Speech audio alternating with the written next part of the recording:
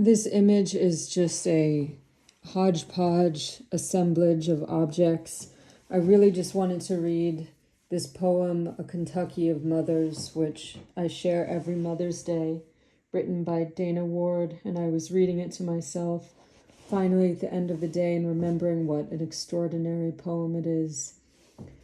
So wanted to read it out of that in an honorific way of its grandeur. A Kentucky of Mothers.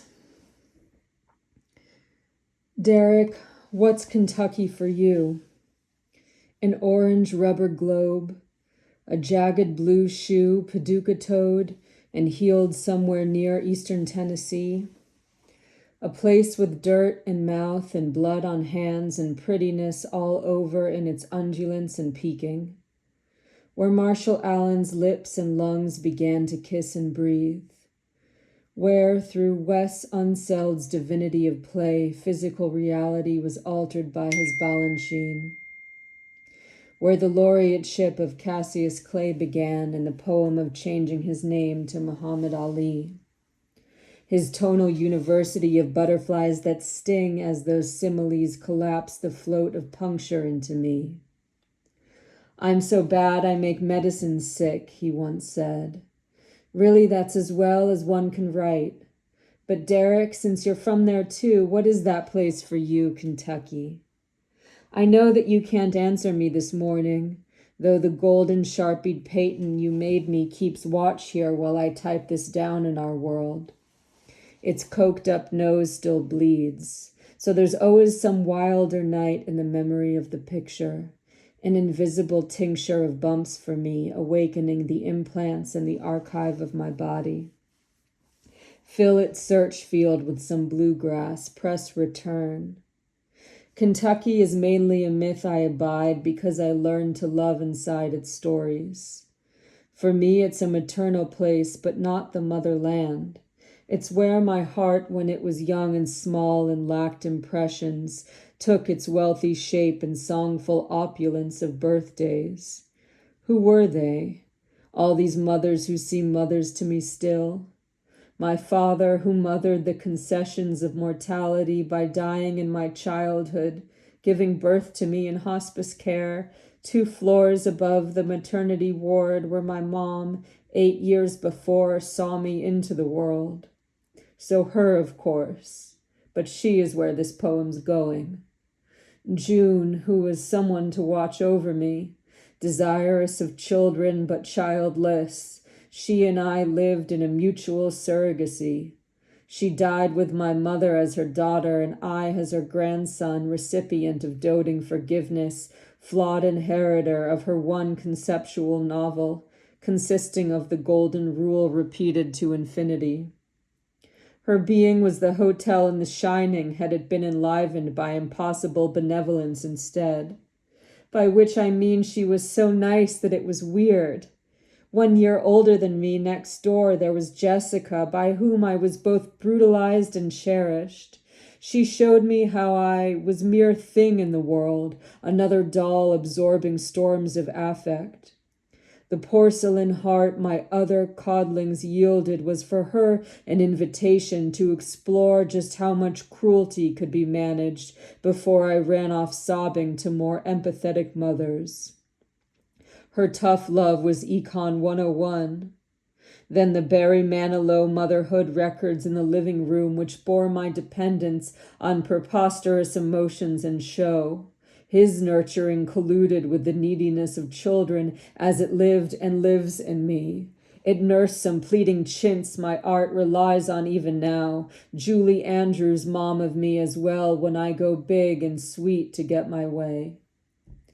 Also the Ella Fitzgerald cassette in the Honda, the mother one reveres. Pristine her voice's feel for how ebullience to gutter grief, and every nuance in between was waiting to be coaxed from the material of life. I mean its music if intelligence and discipline were paid. To her I would remain a disappointment, and she remained remote in all her generous perfections. Fort Thomas, where we lived, a nursery of whiteness, so plain in being racist it was clear. You could see the white and hateful core through every opaque surface. These orders of transparency were births in their malignancy of what to be against in one's becoming. A feel for the structures of division, how we're cut by race and class and sex, so then the father in his local form of hoarding. Chapman Rex, who I loved with the fervor of a Bieberite, who bore what's called the girlish heart aflutter in my body. It beat its wings in frenzy as I idolized him so. I wanted to cry like Beatlemania when he dropped 25 on U of L his freshman year. No one told me my performance of idolatry was femme. The boys who were my friends found me so weird in this, I wonder now if they thought making fun of me redundant. Some of those boys were my mother's as well. Blake so pretty, shy and duty-bound, Jacob von Gunten, he mothered sanity in Kiel and to their limits, revealing the harm of normed wellness in the bedtime stories we told one another. 9 or 10 in bed together, mother and child and mother. Jeff, the mother I would bury in his youth, though then in the time of his maternity, he gave me life as if he'd stolen it from God on my behalf. His delight and his approval were my joy and aspiration. His charms surpassed the mesmerism Orpheus possessed, deployed in service of whatever's endless lulls. He had some Mary Poppins in the rarest bedside manner, Lake District with his bandages and ornery soups for spirit. I loved him past the tragedy of Oedipus and puppy ways and chastity still later, sitting Shiva with the future we were going to spend together. His mother love was funeral and teen. Now there's nothing left to know of its exhaustion. Some mothers only last a season or a day or the life of the party. There were only 2 more mothers in Kentucky left for me. The first was Allen Ginsberg, who arrived by way of that cultural line I had followed from the Beatles onto Dylan where I found him, this sort of interesting guy at Bob's side, sensing he's the guru, but not being quite sure how, already invested in what I took to be the outlaw canon. Allen was skeleton key, giving not only his art poetics clear in DIY articulation, and to the queer and factuality, modernity, its cosmopolitan glory, experimental and demanding no more fealty to its aspects than what could be accessed for our survival and the suddenness of vision and of pleasure. Blood and shit were on the table near a leaky Hebrew Bible, the incense stick puffed leaves of grass and scented smoke around the angel head of someone who would soon be in his bed and plainly naked as the ethics of the muse should govern flesh. His motherhood awakened all my senses. He asks a wild question of himself there in Kaddish, musing over whether he should try and do it with his mother, right there in the infirmary, just to see how that would feel. You laugh because it's funny, then you laugh like, whoa, it's heavy. He seems really free inside his mind. It's excessive, yet from him it sounds so healthy. It's why so many people have him as a mother they remember, so many inhibitions shattered for the fervor and the humor of the quest. Jeff and I went to see him give a reading in Kentucky in Lexington in 1993. Jeff was no longer my mother by then. We were both still Allen's children en extremis. He read and sang and chanted. We were joyous, gathered round him, beamed and smiled in our nearness to the body of our mother, needy, anxious to go even closer still. So Jeff and I stood there in the long line with our books, waiting for his dedication's kiss upon our pages, swooning suns with steadfast city lights. I went first and Allen asked my name but barely met my gaze. He lingered, though, with Jeff, meandered in his beauty, these 2 mothers of mine flirting in a way that felt like watching boyish pulp of the initial batted eyes behind my body's constitution. They seemed to wink and dare and coo for several hours. Jeff rejoined me and he showed me his inscription. Alan had addressed him as Angel Boy and done a little drawing. What's more, he'd invited Jeff to his hotel. We were 17. We hadn't been this far away from home, not by ourselves, ever before in our whole lives. 90 minutes by car from our parents' front doors. We were fucking Sam and Frodo in the morning of the ring, two bumpkins all mixed up in grander magic. Now, which mother were we going to run to? It's easy to forget what blameless ignorance can be because our culture calls it innocence instead. That heaps too much untrammeled snow and later says it's sullied, though the dirt was there from jump and time refines it. Thusly unrefined, I'm just not sure we understood. I know we didn't understand what little sex we'd had, our bodies or the bodies of our lovers, young women lost in their way too, though smarter.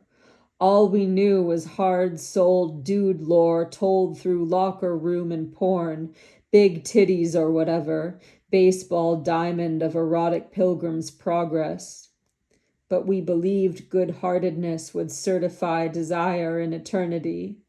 The plebiscite of seekers was the carnival of night, the orgy of fait accompli. Now one of our moms maybe wanted to fuck. She was making good on bodied promise. Here was the gift in the flesh. We were incandescent with the truth of her and shared her honor there between us, precious drug. First, let me say, we just went home. I don't think we knew in the end, at least not for sure, what the invitation meant for Jeff. If he'd gone to find out then, where was I supposed to go? All we did, we had to do together. Mom's response to Jeff's allure had made it true as cosmic fact. So we departed with our intuitions written in the stars. We needed nothing else for our fond adventure equation. But now, I think it's a shame. We did it wrong. Jeff should have offered up his pretty body to our mother. We should have offered her one body, ours. Because us having two of them was waste of healthy matter. What I should have done was gone and donated my organs, then poured my excess ooze inside of Jeff. Hold your nose and open up, you fucking corpse my heart's obsessed with, then made my way as slime into the wombless space where I began as embryo of who I was that day. Then he could have carried me in utero to Alan, and whatever he wanted would be his. Maybe lots of soulful talk for hours of suspense, and then to be joined in soft, passionate kisses, tingling caresses, dissolutions of the flesh at heights, mysteries, pleasures, trembling heavens, nerves made crushed velvet of pre-cum and spit, pillows then and slumbers, and a cigarette to meet our raptured soreness in the dawn. The reproductive algebra of Veracruz obtained. A child emerged from the absence of encounter. A darling little thing, no more than myth in its material. As real as baby Alan was the day that he was born.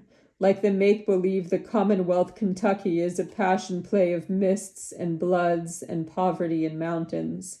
A baby like a state of love and nothing in its mother.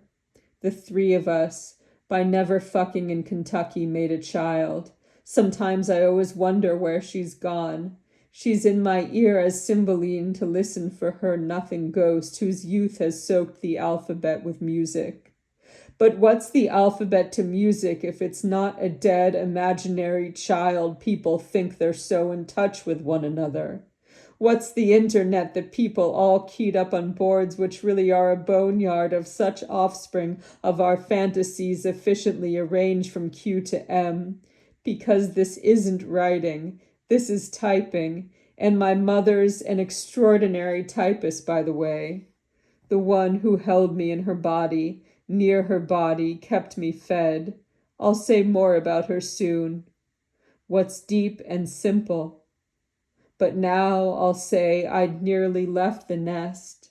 My last Kentucky mom would see me off into the poem, and though I met her long before I met Alan, the realization didn't come until much later. that she, more than anyone else, was the matriarch that opened writing's world. Oh, Veronica Sawyer, my mother. I was watching Heathers all the time. Oh, Veronica, you cared for me so well. Your affected monocle, the way you dove into your journal, an avenging angel coming back from hell at 3 p.m., flown into acerbic peak by spiritual distress. You were young to have been caring for a son 3 years your junior. You were little more than 17 yourself. Lord, I tried to mirror you. I failed, yet there you were, as reliable as emptiness of metric on the testing day, as sharp as number twos are for the throat. I loved the way your pen was always pregnant with your sword, all that social cruelty that your soul could not abide, all that degrading service you'd performed in employ of those tyrants who, like school days, come and go with common agonizing sameness. You could see the beauty of the omelet life could be. Soon you'd be persuaded to the side of breaking eggs. But tactical revolt was not enough for your dumb boyfriend. He was charming, though, and sexy, so your heart kept coming back, with reservations. Although things kept getting hotter, sex and crime make up the Reese's Cup for teens who hate the world. Everyone should eat up all they can. But you opened up a breach old, suave J.D. did more like blow. He was snorting up the less than zero void and killing children. His moralizing started sounding hollow. You knew that you had to get out. When you faked your own suicide, I'd never been more proud. I'd never seen my mother hang and smile. Then after all the shit went down and you blew off his finger and he blew his body to bits on the steps, you came home bathed in soot and charring ashes of his body. That red ribbon spider cracked your eyes, they were so bloodshot, and your gaze was like the feel of some place years of war had changed. There were ruins in it, and smoke and haze, cadavers. We watched Breakfast Club with Martha Dunstock twice that night. I'd never seen so many human tears.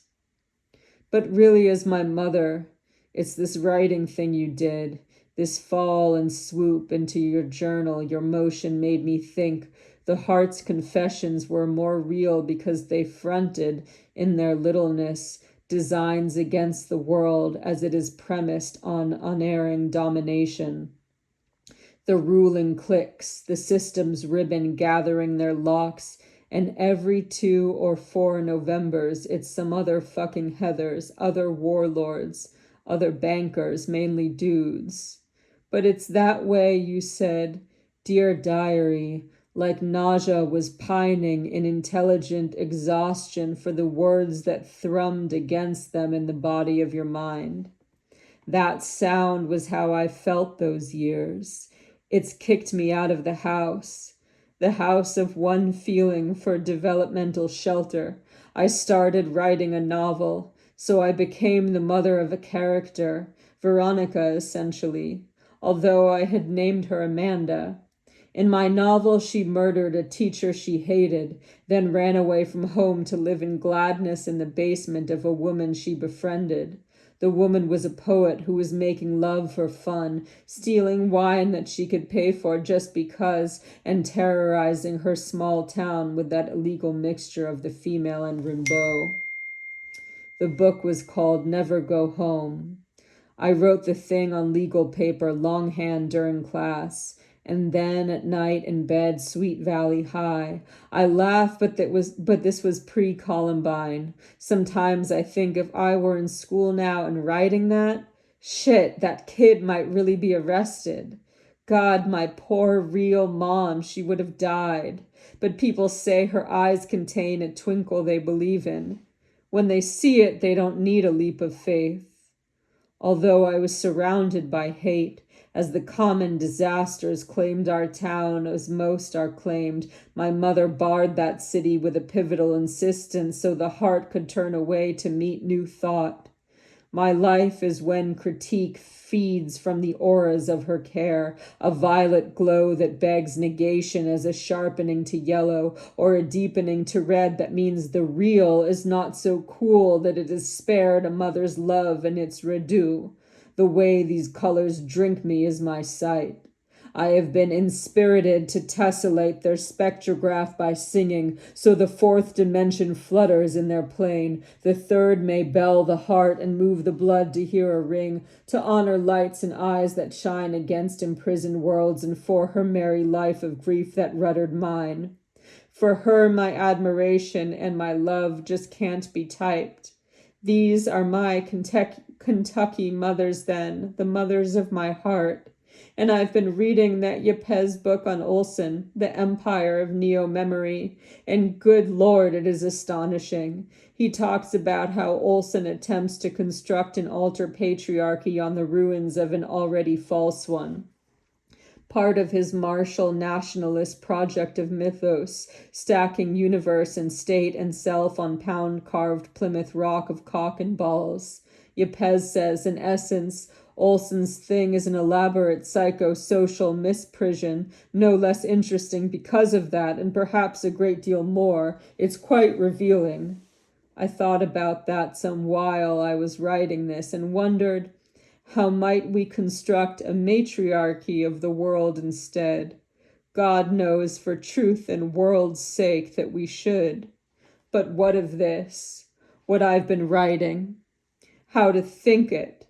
Many-gendered micro-lineage, the matriarchs of my Kentucky heart, to narrate one huge part of one small life in one small state in one dead country so besotted by oblivion through mothers. But is mother of precise? Should I say singers of instead? The heart wants what it wants, I guess. Those metaphoric light years of itself are all it has. Its flesh and blood, its Moulin Rouge, its basic makeup. Doctored St. Teresa reputation and a problem like Maria for the discourse it keeps, photobombing like the sound of music. Alive in some pretty dead hills. Oh God, save all the many-gendered mothers of my heart and all the other mothers who do not need God or Savior. Our hearts persist in excess of the justice they're refused. And I have nothing like Olson's ambitions, but my source in varied care is something real in my song's story. The way we have our source in locks and open endings. Still, there was this thing I meant to say, way back at the beginning, of how the heart is dreamed by idiom, then seeps from out of speech and song to wet the feelings thought. Bullfinches water on the brain, of love and when the floodplain dries. The myths have drowned alive in their reality of being, to haunt our body's opera as the stories of our life. That is no exaggeration. It's just a penny on the ground. It's just the repertoire in flight toward ever newer immolations, disembowelments reunited, holding hands beside the carousel again. Then grab your bag. How much alike and not. It is the others there gone round and round. How much it's like a plastic pastel steed, the way it's piping up and down, distinguished from the other inauthentic breathing ponies by the magic's fact that circulates between us like an organ sound. It doesn't fit beneath our wounded breast, inside the megachurch bewitched, bewildered, bothered Ella's way. It's just a penny in the busker's cup, and since you've heard it all before, she'll sing her flawless analects, unmoored in static changes. She writes the songs. She writes the songs. She is the heart, like all of us, are driving nowhere, spending someone else's hard-earned pay. But there's this thing I meant to say way back at the beginning, that Kentucky is the place I found my heart's real princess soul. I don't know. Does that sound strange? Perhaps it's pretty easy to explain. My heart's eyes are closed when I am walking in the sun, and they dream the way I look in my delight. I'm a princess then, and I have every thought inside my head as well as none. I am neither regal nor belong to special blood, and I am simply in my costume of a levitating pink, cheap in clothes, a royal wooden dress a beggar's wound in, smiling ear to ear, as if I'd nursed on purple rain and smack, then set out for my walk of painless warmth. There's liquidity of sex moving in between my legs. In desire, I'm for anyone, and I belong to nothing. I commune with bluebirds in the customary way because my singing is so kind and perspicacious. I am free, never once having seen my own image, existing in my mind's eye as a portrait of forgiveness received, and that's my calculus of body. Effervescence wanders in my system as the animating spa of matter lacking prime directive, bathing all sensation for an amplifying mildness my being is reliant on as empty tender joke. The world is all this is in its exquisiteness and filter. The details I receive are simply dialect and murmuring, a tease made of fulfillment and release. I am beaming absolution in my tulle and my satin, as light means only light has been for pointlessly rejoicing. Shade is little more than night that sun sings for completeness through the liberated objects near my motion. I waltz to meet the billowed bell my shadow is for sleeping, as sun sings Honolulu nights of me and endless births. And what was harm? And what was loss, as if to love meant never knowing either one. But my heart's eyes are open when I'm walking in the sun, and I see me as I am here in estrangement from the facts of all who have in our conditions lost and sang, less known than not and social, for my truth of constitution as it's made. But still, what is that princess soul so real in heart's release? It's the absolute mirage that private happiness is seeking in its adequate contrivance of a figment. It is happiness more actual than blood and making good on its reality by offering myself to me in this authentic picture. Perhaps it's all my mothers in their elegance and heavens. Perhaps it is my mother when she smiles in my mind and her contentment comes to life beyond its borders. Perhaps it is my daughter's joy when I have mothered well. Perhaps it's institution in a pretty dissipation. Perhaps she is an emissary born past all of this and come to tell through feeling how the locks will die in swells of interpenetrating being not yet thought.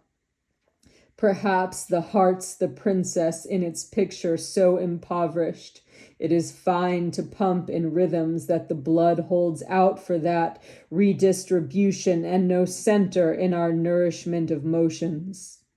Then the world goes all pre-code, so free and post to seethe with titillation. Of course, autocorrect sees total ruin, as if to even speak of freed arousal were an error in the language, mythic imperfection that my princess is in speech. Our love is God. It's really touching. Sometimes I think that I'm just in the way. So, Derek, anyone, what do you say? Is it good to call these others as my moms the way I have? Is it care? And if it is, have I gave honor in my song? My heart tells me surely they're the mothers of its fact.